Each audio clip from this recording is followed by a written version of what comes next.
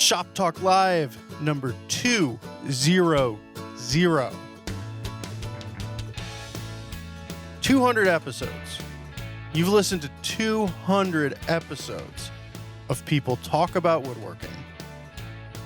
One of the most visual and tactile crafts in the world, and we're talking about it. That's right. It somehow works, and you somehow seem to like it. So, yay, everyone.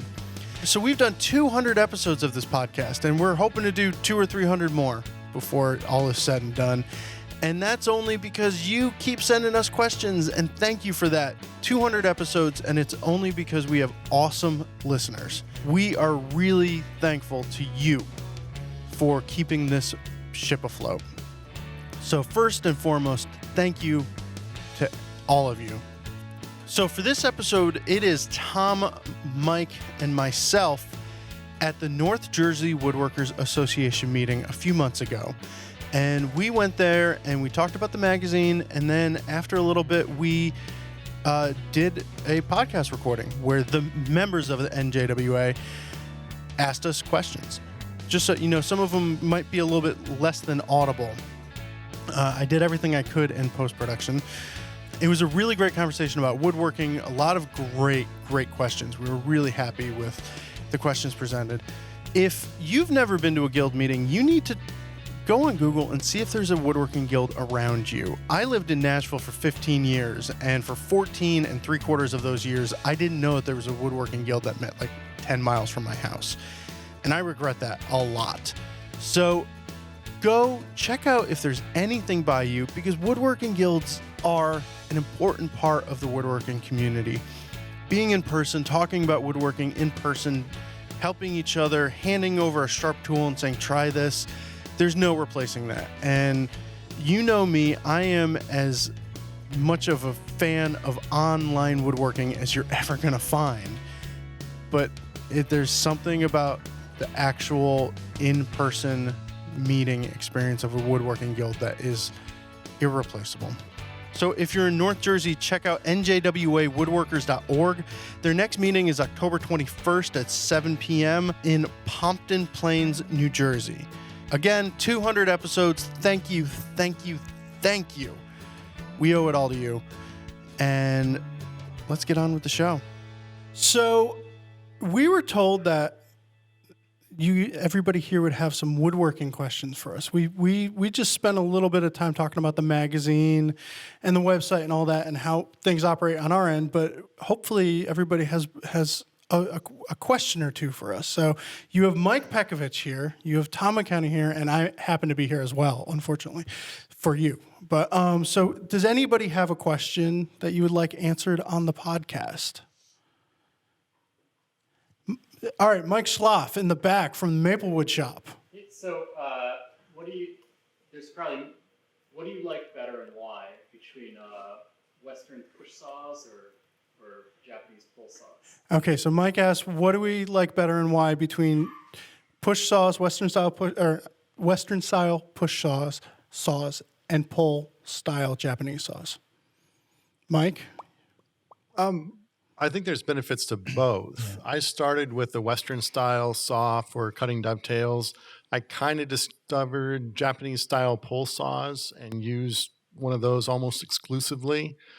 Now I'm back to a Western style saw for dovetails, and I have a number of Japanese saws that I use for trim work and finer work. I think there's really good things to be said for both. However, if someone is coming into the craft and they're on a tight budget and they're asking about a saw, I typically recommend buying a Japanese saw, because for $35 right out of the box, it's super sharp, which is you cannot say for a Western style saw. I mean, you're gonna have to spend quite a bit more to get a saw that I think is usable without having it sharpened. Also, because the Japanese saws, they cut on the pull stroke, that seems to be kind of a more natural movement for people just coming into the craft.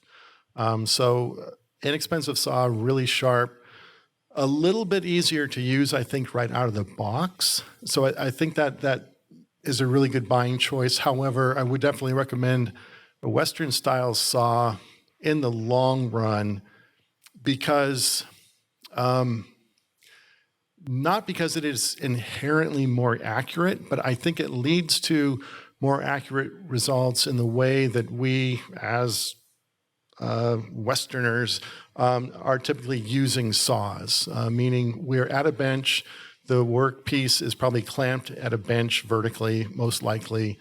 And when we're working in that manner, I find the Western saw with a handle, you can really sort of extend your finger and lock your wrist and your forearm parallel with the saw. And I find that position leads to more consistent results over time than if we're using a Japanese saw in the same fashion. We sort of have to crook our wrist a little bit crooked in order to use it. It's not saying there's anything inherently wrong with the Japanese saw. It's just the Japanese saw is intended to be used in a different fashion, typically with the stock being held horizontally on a bench and with the hand being below and the saw being used in a vertical fashion. So it's just, they both work out well. I'd start with the Japanese saw. I'd eventually invest in a good Western saw, and you're still going to get a lot of use out of both saws. So I don't think it's an either or, but more of a when, I think. I just recently got my first Japanese saw, and you have both, right?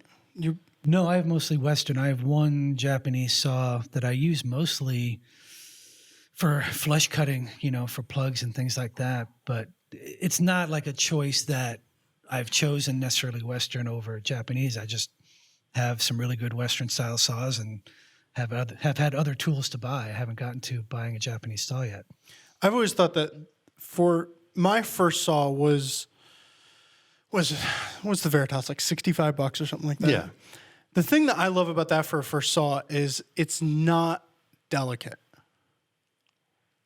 Okay. Whereas a Japanese saw is a little bit delicate. You might be prone to abusing it when you're first starting What are off. you doing with your Japanese saw? You don't want to know. But I tried to get some aluminum trim with my first one. those gutters ain't going to cut themselves. No. But I love, bang for your buck, that plastic back Veritas saw. I think it's going to cut great. That's the least expensive introduction to Western saws, the Veritas saws. Yeah. Yeah. Yeah. And if I were to do it again, and I had mentioned before that my brother just started getting into woodworking, I gave him my my Veritas crosscut carcass saw. And he doesn't know it's not supposed to cut dovetails. But I just wasn't using it anymore. I gave it to him, and he's just in love. He texts me like every week. He's like, "This saw is amazing," and it does everything you want to do. And one thing I like about that is, if once you get a handsaw, all of a sudden everything needs to be cut with a handsaw. Yes. So it's like you're not worried about breaking that one. It's great. But. Over here. For the average woodworker, would you say that those cryogenically treated plane irons are significantly better than not? Okay, so for the average woodworker, cryogenically treated plane irons or not? Are hawk irons cryogenically treated or? They have. That's They have one of some. their choices, Okay. and that's exactly why I asked. Okay. I think the main difference in plane irons today, in fact, most plane irons in new high quality planes are probably going to be A2 steel. Yeah, I think those are often cryogenically, what's the term? Frozen, Treated. I don't know. Yeah. I don't know if Hawk also does that to their O1 blades. So basically, the traditional blade is a O1 or high carbon steel blade. It's not as tough as the A2 steel, meaning you can sharpen it easier. But relatively speaking, it's going to dull faster. So the A2 steel is the more common steel now, so it's tougher, meaning it's more difficult to sharpen. But once you do get it sharp, it tends to stay sharper longer. So that's kind of, the challenge in hand tools is getting sharp, because the sharpness is directly related to the performance of the tool and what you can do with it. So it's really important to get sharp. So in a way, the A2 is better because it'll stay sharp longer. in a way, the O1 steel is better because you can get sharp easier. And even though it dulls a little bit, you're going to get more practice sharpening. Whether you like it or not. Yeah, so that said, I prefer A2 steel in all of my hand planes. I prefer regular carbon steel in all of my chisels. Some chisels are available in A2. A2 tends to like steeper honing angles. I don't think you can hone A2 steel at a shallower angle than probably 35 degrees. Whereas O1, you can go down comfortably to like 25 degrees or maybe even a little shallower, and it's going to hold a really keen edge. So chisels, it's always O1, plain irons. Just because I'm lazy and I don't want to sharpen as much, A2 steel is fine. Do you have any PMV11? I have one PMV11 chisel, which I keep forgetting to use because I keep forgetting I have it. PMV11 it's like a sintered steel, so it's a powdered steel, which has been like compressed and heated. It's offered by Veritas in their plain irons. PMV11, I don't have any personal experience, but from the people that I trust who have used it, the idea about PMV11 is that it sharpens easier than A2, but it holds an edge longer than O1 or high carbon steel. Yeah. So that's kind of like the perfect thing, except that it's made by Veritas, and if you don't have Veritas hand planes, you're kind of stuck. Nope. I mean, not true. I have the PMV11 chisels, and Chisels, I yeah. love them. Plain iron, do they offer aftermarket plain irons for They other planes? do Yep. for and for the Stanley new, style and for new and- models, yeah. But I like Mike said, the those blades. I have A2 steel in my hand planes, and I had A2. No, I had O1 01. in my other chisels. But once I got the PMV11s for my chisels, it was just earth shattering because chisels are meant to be kind of beaten on, and I can keep working for a much longer time. It's noticeable to me that I'm working longer without sharpening. So just like forget everything I just said. No, no, but I mean in terms of just the quality of the steel, Yeah. Whatever people use. I don't like to sharpen, I'm not bad at it, but it's something I hate to stop in the middle of a project to hone quickly. But I can get back to work with the PMV11 with just a very high grit, just a quick tune, and I'm back. I don't know. I have one hand plane with PMV11 and most A2. And I don't know if I would, like a blindfolded test, like if I didn't know what was what. Really? If I would notice sharpening-wise or longevity-wise. Because, well, honestly, each of my planes get used for different things. Yes. So, my bevel-up jack gets the most use and abuse, happens to have the PMV11. It's easy to sharpen, but my block plane is just as easy to sharpen to me. It's, it's not. Yeah, I honestly haven't noticed a difference with sharpening between A2 and the PMV11. I actually don't see a difference. But O1 to PMV11 or O1 to A2, I definitely think longevity-wise is absolutely noticeable. My chisels were O1, and they didn't hold an edge to save their lives, so. My take. Back there? This is a question about something that I find somewhat frustrating. For the amateur woodworker who's looking for an effective way to consistently get good results in mortise and tenon joinery, would you suggest hand tools, mortise chisels and hand saws, a router, a mortiser, or a domino? Yes. Yes. Good answer. Which one? I started with the hand tools and found it rather frustrating. What do you like to use right now? I mostly use a mortiser for the mortises and a table saw to make the tenons. Yeah. That works pretty well. Yeah, I often tell people try to, with sharpening in particular is one thing I used to tell people, just pick one way and get really good at it. And so you have a go-to method. And then once you have that method nailed, then you can start looking at different ways. Because a lot of it just depends on the tools that you have. But if you can afford a domino, If you can get afford the a domino. I'm sorry, I Those can't say. dominoes I are mean, nice. Yeah, I have to say. if you're looking for consistency, I don't know. Kind of to your point, A lot of woodworking breaks down to the equation of time versus money. In that you can get a mortising chisel and a back saw. Not a lot of money, and cut every mortise and tenon that you want. It's going to take a while. All the way on up to a hollow chisel mortiser with your XY table and a table saw and a dado blade to knock out your tenons super fast, but you've just invested a ton of money to save that time. So I think it's that, it's tough. Okay, somewhere in between, get a drill press, because you need a drill press. Drill some holes and chop them square. There's your mortise. I cut mortises like that for years. And you still do a lot. Yes, actually I do. You're right, depending on the mortise. I do. Your through mortises are all on a drill press with a chisel. Kind of. I think for me, when I got a hollow chisel mortiser and I was able to cut a mortise faster than I could cut a tenon, that was like a watershed moment for me, because it was always the tenon's easy, the mortise is tough. But the minute the mortise got faster than the tenon, I was making furniture. So I think it's in the beginning, our focus is on the basic skills involved in woodworking, cutting joinery, surfacing, and kind of beyond that point, it's like when you first learn how to cut a dovetail, you tend to point out to people how many dovetails there are in this project that I had to cut.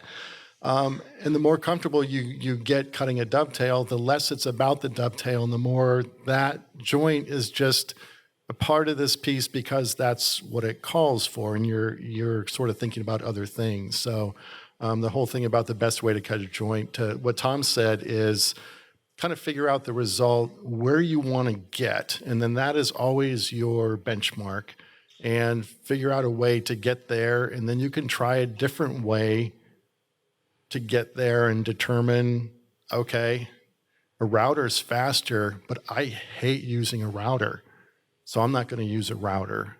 A domino, a friend of mine has a domino, and he doesn't use it because he said when he uses a domino, it doesn't feel like he's woodworking. And what he meant by that is just not what he's in the shop for. That's not the experience he wants. So I think it's all those things, because I think very few of us are actually making a living with our craft, so that efficiency is not the most important part of the equation. If it was, we would be using CNC machines and having other people do the work for us, and we would be selling our products and letting other people make it. I mean, we're in the shop, so like, why are you in the shop? What is the experience you want? Are you there just to make shavings and blow off steam? Okay, that means one thing. Are you there to make furniture? That means something else. So I think it's that balance of the techniques we use, their efficiency, the success we have with them, and the experience we have using those techniques in the shop. So it's a big equation that I don't think there's one easy answer to. Enjoy the journey. Yeah, very much. Yeah. And it's going to change. Yep. Sir. To that point, I've been woodworking for 20 plus years. I really enjoy it, still passionate about spending time in the shop. Awesome. I've never ever mastered a dovetail that I could be proud of. I turn out furniture that impresses the hell out of friends and family and untrained eyes.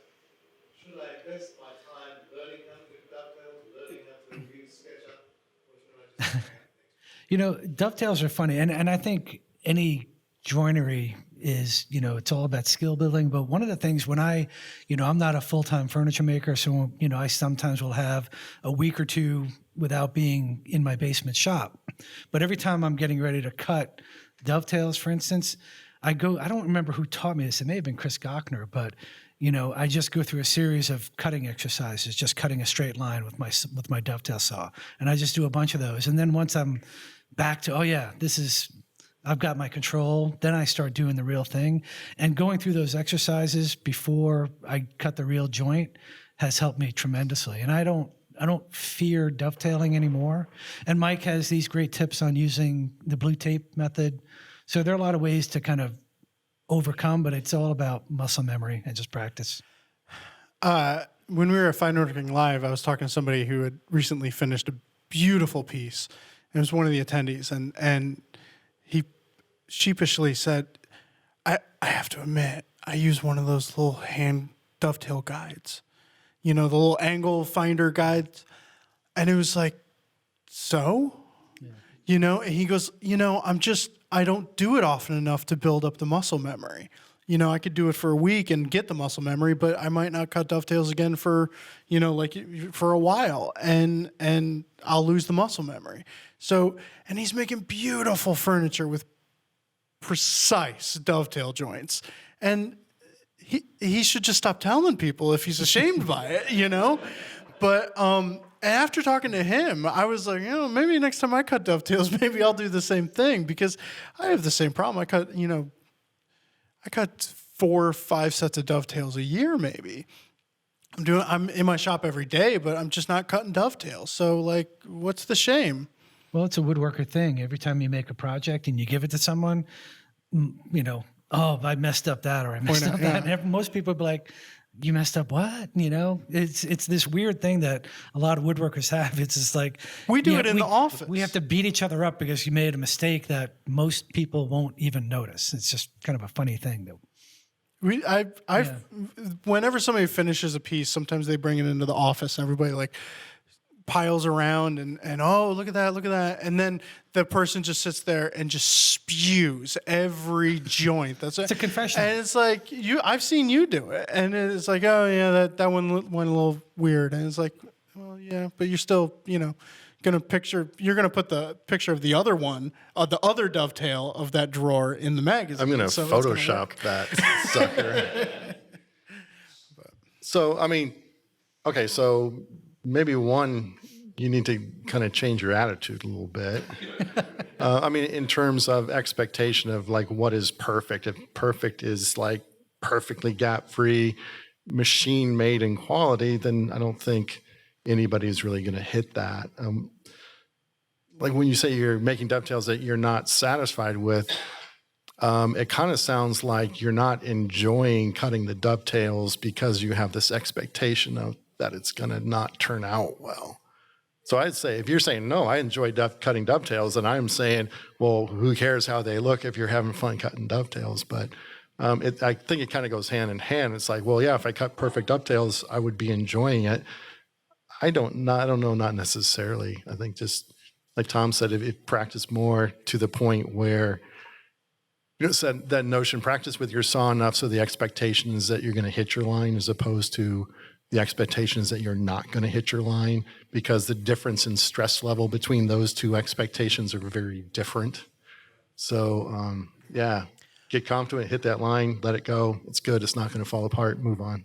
Also, I don't think I've ever seen a perfect piece. And I don't hang out with slouches. There's always something that the person is hoping you won't notice. I think expectations for everyone might be a little elevated. What?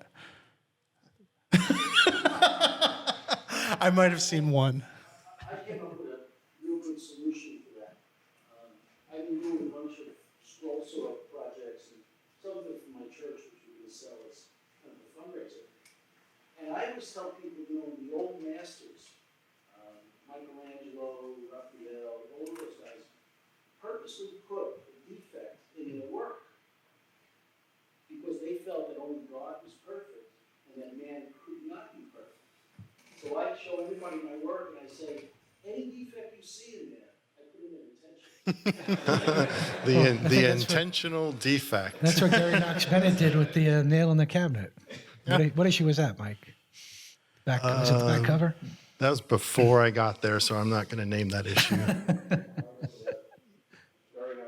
Yeah. Just drove a nail into the piece when he was done.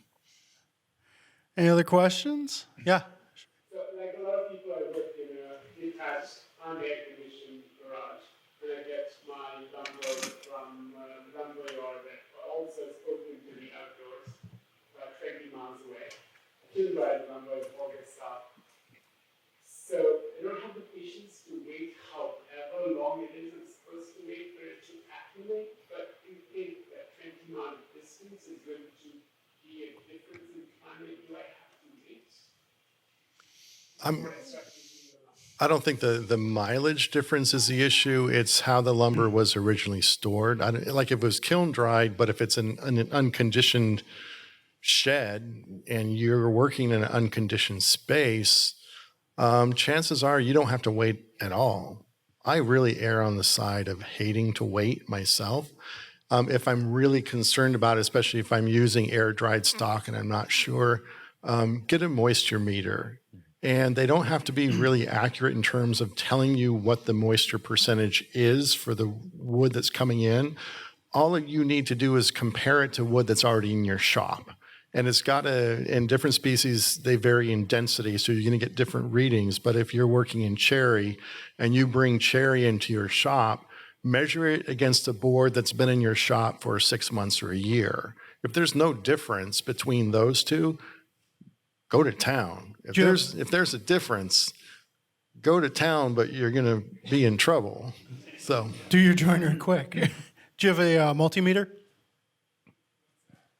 Then no. But it's just basically a small. You can get them for $10. A small electrical meter. You can get them at a hardware store. And if you measure the resistance, the ohms of it, that's what a moisture meter is. And and you're not going to get an actual percentage, but you'll get a number, something to compare it against. So go down to your local hardware store and get a multimeter and just jab the ends into the wood at a consistent depth, and it'll give you something to make an educated decision with. the whole point is to be working with lumber that's acclimated to your shop, so it's not actively swelling or contracting as you work. But the second part of that equation is to have an understanding of the conditions in your shop versus the conditions in your home and what that's going to mean. So if you're building in August, you need to understand things are going to shrink by the time February comes along. Or, if you're working in a heated shop that's super, super dry in February, you better leave a lot of room in your drawers to expand, because by the time August comes around, they're going to get really big. So I think that seasonal thing, being acclimated temporarily to your shop is super important, but building with the entire kind of seasonal cycle in mind is just as important in the long run. Yeah, and also, related to that is the milling process, taking your time from rough milling to finish milling, kind of letting, when you rough mill, let the wood settle down, kind of reacclimate, because you're exposing fresh surfaces. And if you work too fast, you could get some kind of warpage. So The other thing that you can do too is what I'm doing is wait for something to explode. And then you can use that to justify the expense of an HVAC unit in your shop to who you need to justify it to. It's a matter of time. I'm going to get one soon. Yes, sir. So I have a question about machine speeds. On variable speed machines, like a planer or a jointer, why would I ever want to run it slower than the fastest speed? The only planer I've ever used that was variable speed was that benchtop DeWalt. And I would just crank it up if I was hogging off material and then slow down the feed rate for my last pass or two just to get a nice finish cut. I do the same thing on a joiner where I just go slower over it if I'm getting a lot of tear out. But So slower meaning more cuts per inch. Yeah. It's going to give you a smoother cut. yeah. Yeah, I agree with that. Because the blade's spinning at a constant rate. So your feed, the slower you feed over that blade, the more times that blade is, or the smaller a bite that blade is biting into the piece. That's different than a router with a variable speed where the bit is changing, the RPMs of the bit is changing. They're kind of two different things. So in a planer where there's a variable feed rate, the head is spinning at the same rate. It's just being fed slower or faster across that blade. Whereas on a router, the variable speed just means the speed in which the bit is spinning, and that usually has to do with the diameter of the bit. The larger the diameter, the more you want to slow it down. The same thing if you're turning. Yeah, but generally, and same thing. So for a jointer, the slower you go across the jointer, like Ben said, the smoother the cut you're going to get. Well, there are jointers with variable speed, so they're changing the speed of the blade. I don't know. I've I'm never not seen- aware I of one. Yeah. The quarter cable. Oh, like a biscuit joiner. No, surface. Oh, I don't okay. know. I don't know that product. No, I've never seen that. On a planer, that's one thing that I will slow it down if I can for a final pass. But and my joiner, I'm manually feeding it over, and I find I almost always go too fast. Look at the cut and go, oh, one more pass, and little do slower. it nice and slow and consistent. It's just that a pain to get my joint to paint from one thing to the other. Yeah. I think it's really smart to do as much prep. So the question was, if you're doing multiples, do you prep all the stock for all the pieces once? I think in theory the answer is yeah, just for consistency and joinery setup. If I'm making, say, like a set of, say, 4 stools or 6 or 8 dining chairs and I haven't made the piece before, I won't mill up all the stock for like 6 chairs. And I think this is what you were alluding to. I'll make one chair start to finish to make sure it's what I like. And in that process, you begin to make all of the jigs, and then you understand what all the processing and machining is going to be. And then from there, you can batch out all the parts. Once you know the final product looks the way you want it to look, and you have an idea of the way to go about machining, I think that it makes sense, and I don't know why you wouldn't. In fact, if I'm making parts and they're all playing to exactly the same size, and for some reason I have to make more to the exact same size, I'll go through the process of getting them as close as I can and then bring everything down even thinner than that just for that consistency. So I think the consistency in terms of efficiency is super important. So I think whenever you can mill like parts to the same dimension, that's great. You may not have to mill every single component of every piece at the same time, but at least do all the like components of the piece, and then maybe another batch when you get ready to another stage, then do another batch of components at the same time. But that's important. It's all the, it's the headaches of being a part-time woodworker. If you were batching out all these in a week, I think you would just do it without thinking. But do you agree with that sentiment, knowing that he has an uninsulated, unclimate controlled shop? Yeah. Because he's going to finish mill his chair legs, and he thinks he's going to get to it in 3 weeks. 3 months later, when he actually gets to it, sorry, all of a sudden it's humid as can be, and is the chances pretty good that they might have moved since then. And how is he going to get that flat again to continue his joinery? And if you think too much about it, you're never going to do it. True. All right. Can't argue with that. Good answer. So before you spoke about more young people getting into woodworking, but as my kids or other folks' kids they finish with college, now they have some spare time, you want to share the craft with them or get them into it. What's a good way of kind of enticing them into the craft, showing them what fun it can be, and getting any advice on what would kind of resonate or get people? Maybe take a class with them. I know Mike took a chair making class with his dad some time ago. That was to get him interested in it, though. Right, but it's the same kind of. I think the same principle. I mean, my son is still in college. He's too busy worrying about 3D printers and things like that.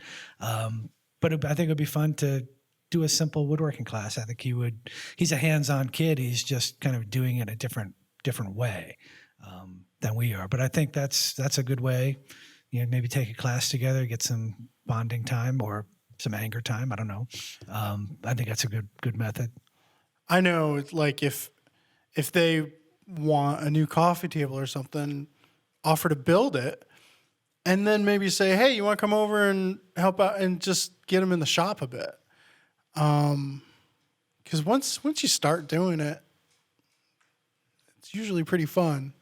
So I pay my son to come out in the shop with me. But sort of, I mean, along those lines, one thing I learned in working with young kids, unrelated to woodworking specifically, is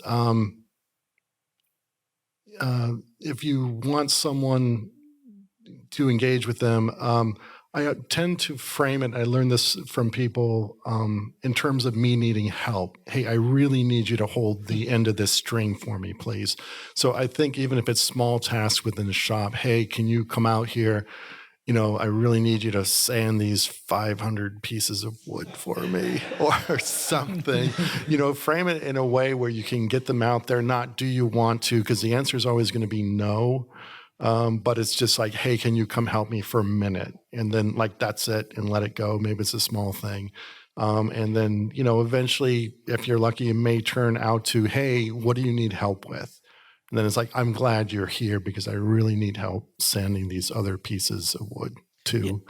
Yeah. Rigid foam insulation and nails and a hammer.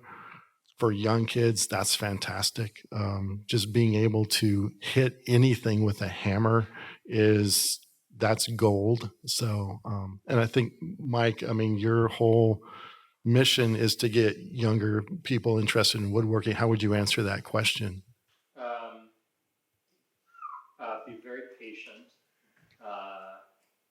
It's about their progress, not about your ego. Mm-hmm. So I think that's the most important thing. Even when we train teachers, we have two kinds of teachers that we train. They always work for the school at camp where they're going to be working with the kids. And the ones who are woodworkers, we have to untrain them to think about perfection, right? The same comment that these woodworkers have about it's not quite good enough.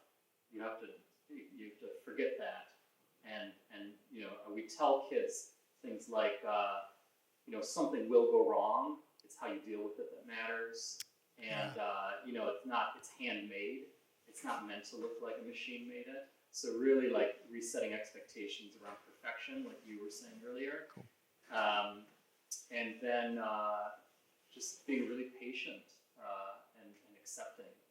And so the subtext is it's a lot easier to teach other people's kids than your own. Yeah, that's true. I bet, yeah.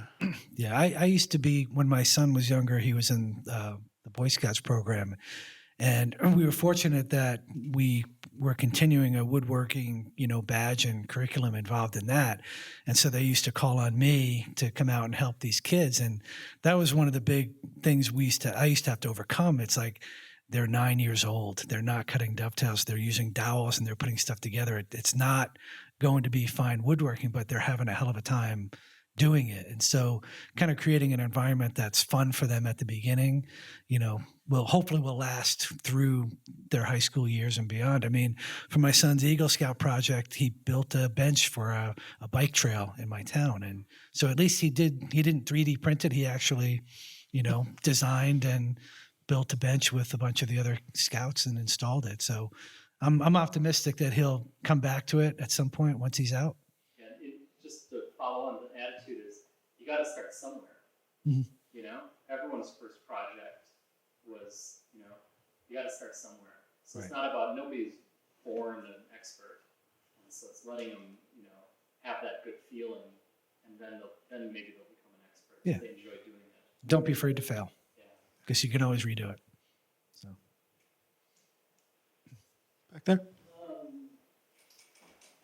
Furniture building, finished before or after assembly? Yes. It depends. As much as you can before it comes together. I say any surfaces that you do not have to flush after glue up, finish it first. What's the easiest way to finish the inside of a box is finish it before it becomes a box. I'm a huge proponent of that for a lot of reasons. If you can get some finish on a piece before glue up, if you get any glue squeeze out, it's going to come off really easily.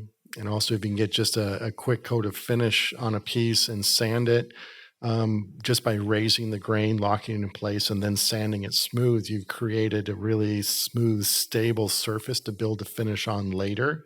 So even if you do finish after construction, you're having to do a lot less sanding just to get back to smooth before you get going. So one aspect of that I learned from you is don't make finishing like this horrible monster living in the corner. Mike just keeps a bottle of shellac like on his bench at all times and a pad. And as he's going, as he finishes a piece, he scrapes it, sands it, wipes finish on it, moves on with his life. It's not like this horrible moment that he's like dreading. It's just a part of finishing this particular process. And I said before, we did a video together, and now I have the same bottle of shellac that lives on my bench. And as I finish something, I grab a paper towel even, and just wipe some shellac on it. And it's got at least some protection. And I'm doing different things. I'm doing instruments. So, there's parts that will never be seen by the human eye again, hopefully. But I sleep easier at night knowing that there's some finish on there. And otherwise, I would never be able to get to these pieces. So just do it as you're going, and don't make it a beast. Yeah, don't be stubborn about it like I was. I was always, my Irish German roots I'm resistant to change, and I used to not be a fan of the pre-finishing. But as I've moved along, and as your projects become more complex, you're going to discover, there are nooks and crannies that you can't reach anymore. And so, I'm a big fan of the pre-finishing now too. So, I have a question about the role of sandpaper in terms of preparing surfaces for finish as opposed to scraping. Yeah. If you try and avoid sandpaper, what's your wisdom on that? So the question is the role of sandpaper versus, you mentioned scraping specifically. So let's throw hand planes in the mix as well. And there are two primary jobs that any sort of abrasive or edge tool is performing on a surface. So one is flattening, the other is smoothing. So smoothing and flattening are two different things, and that you can take an undulating surface and smooth it so it's perfectly smooth, but it's still undulating. Sandpaper is excellent at smoothing, not great at flattening. A hand plane, because of the nature of the sole, it wants to take high areas down to low areas. That's how it works. So a hand plane is very, very good at flattening, but if it's not sharp, it's not so great at smoothing if it's leaving tear out and plane tracks. The ideal world is a really sharp, well-tuned hand plane that is both flattening and while leaving a smooth surface. So that's what's great about a hand plane in good shape is you go right from hand planing to finishing and you're done. I often I always at some point follow up a hand plane surface with sanding, especially during the finishing part of the equation. And there's this notion that you're somehow defiling a hand plane surface by sanding afterwards. And you're really not, because the quality you get from a hand plane surface has to do with the flatness of the surface, and that when you build up a kind of a moderately shiny finish on top and you have a lot of reflection on a truly flat surface like a flat mirror, the reflections are going to be really accurate. And on an undulating surface that's very shiny, it's going to be like a funhouse mirror. It's going to be distorted. So what the hand plane is doing with the flat surface is imparting this really, really sort of a certain quality to the surface that's hard to identify, but it's because the reflections are very accurate. Sanding won't take a hand plane surface out of flat unless you're really sanding, but by refining a flat surface with sandpaper just to smooth it, that's fine. You still have that flat quality to it. The scraper is not good at flattening, it's good at smoothing, and a scraper is really good at going from like mill marks and tear out to a fairly smooth surface really quickly. The way it cuts, it's compressing fiber, so it's going to leave a rougher surface than a hand plane is. So you're still going to have to follow up with sandpaper, but rather than going from 120, 150, 220, 320 sandpaper, you can go scraper to 320 grit sandpaper. So it's just a scraper, well-tuned, is going to save a lot of sanding. And I think, the only bad thing about sanding is that it's just not a fun thing to do. So I try to minimize it as much as I can, whether that's going with a hand plane and then scraping and sanding if I have to, or if I have a lot of terra, I'm going from scraping to sanding just to avoid a lot of sanding. So sandpaper is not bad. I just try to avoid it when I can. There's a notion sometimes that lesser woodworkers use sandpaper. And I just spent a few days at Chris Bexfort's, and he didn't break out a hand plane or a scraper once. I mentioned a scraper, and he laughed. And, I mean, he sanded everything, and he is a woodworker. You know, so it's I'm not going to question his methods at all. And that said, he's really good at sanding. He's really good at getting a flat surface from his sanders. So he knows what he's doing. It's easier to screw some stuff up if you don't, though, with both. Yeah. So it's another tool in the arsenal. Sandpaper. Yeah. Any more? Yeah. What is your favorite tool, hand power, and what tool would you like to have? Favorite tool, hand or power? Hand or power. Oh, well, like if it's, I want a mini split air conditioner in my shop right now. That would be my want. I just got one. Yeah, I need. Favorite tool, like my absolute favorite machine tool. is my bandsaw. It's almost replaced. It's almost fully replaced my table saw for ripping. Spoke shave, Spoke shave. draw knife.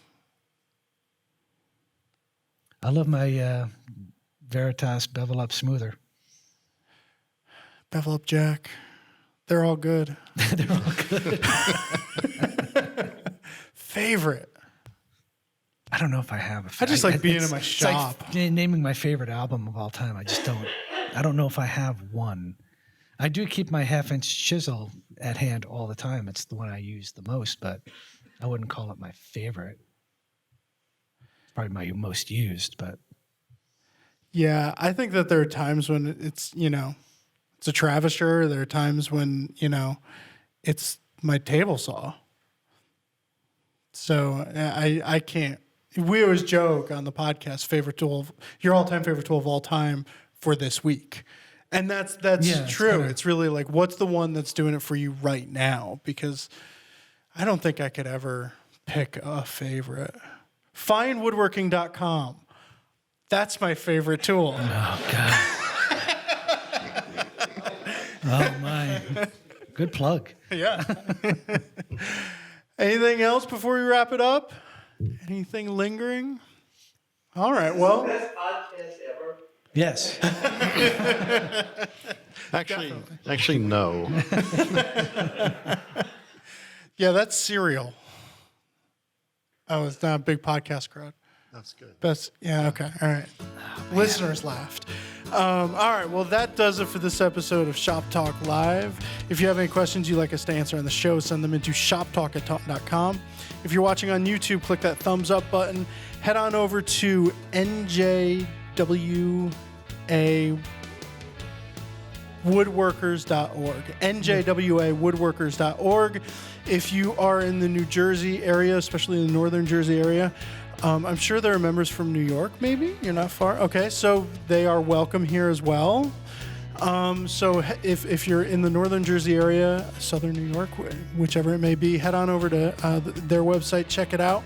They meet once a month, and we will put links to the website and meeting times and all sorts of information in the dibbly-doo below. So check that out. And thank you for listening. We'll be back with another episode next week.